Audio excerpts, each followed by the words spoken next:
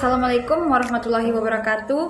Saya Azwa Regina, NIM A42121001 dari kelompok 2. Saya akan mempresentasikan PowerPoint yang berjudul Pengembangan Konsep Pendidikan Jasmani dan Olahraga. Dan saya akan menjelaskan beberapa, yaitu makna, tujuan, fungsi, dan istilah pendidikan jasmani. Konsep pendidikan jasmani dan olahraga secara ringkas dapat dikatakan bahwa pendidikan jasmani dan olahraga adalah pendidikan diri melalui aktivitas jasmani. 1999 dalam Freeman 2001, pendidikan jasmani adalah sejumlah aktivitas jasmani manusiawi yang terpilih dilaksanakan untuk mendapatkan hasil yang diinginkan.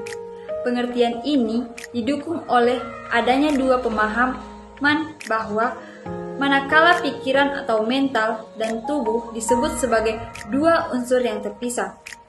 Pendidikan jasmani yang menekankan pendidikan fisikal melalui pemahaman sisi kealamiahan fitrah manusia.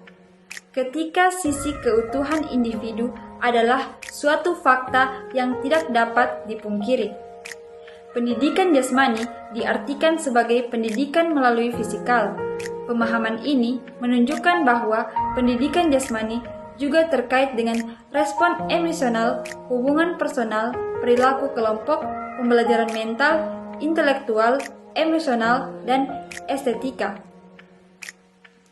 A. Makna pendidikan jasmani dan olahraga. Nikom dan Kozen 1959 mengemukakan pendidikan jasmani adalah fase dari proses pendidikan keseluruhan yang berhubungan dengan aktivitas berat yang mencakup sistem otot serta hasil belajar dari partisipasi dalam aktivitas tersebut.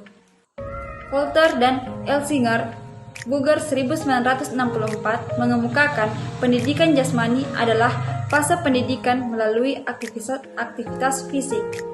Pendidikan jasmani adalah salah satu mata pelajaran yang ada di sekolah dan merupakan media pendorong untuk melatih perkembangan keterampilan motorik, kemampuan fisik, pengetahuan, sikap, sportivitas, pembiasaan pola kehidupan sehat, dan pembentukan karakter, mental, emosional, spiritual, dan sosial. Olahraga juga bisa diartikan sebagai aktivitas yang melibatkan fisik dan keterampilan dari individu atau tim. Dilakukan untuk hiburan, olahraga adalah gerak badan untuk menguatkan dan menyehatkan tubuh, seperti contohnya sepak bola, berenang, lempar lembing, dan lempar lembing. B. Tujuan pendidikan dan olahraga. A.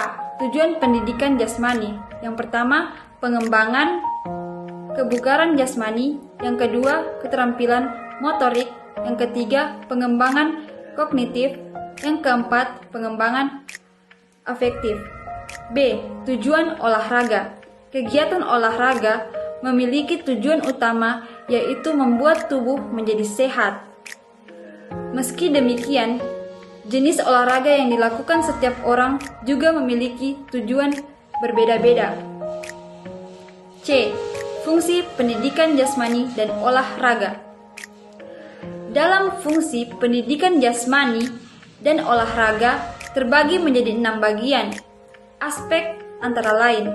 Yang pertama, aspek organik, yang kedua, aspek neuromuskuler, yang ketiga, aspek perseptual, yang keempat, aspek kognitif, yang kelima, aspek sosial, dan yang keenam, aspek emosional. D.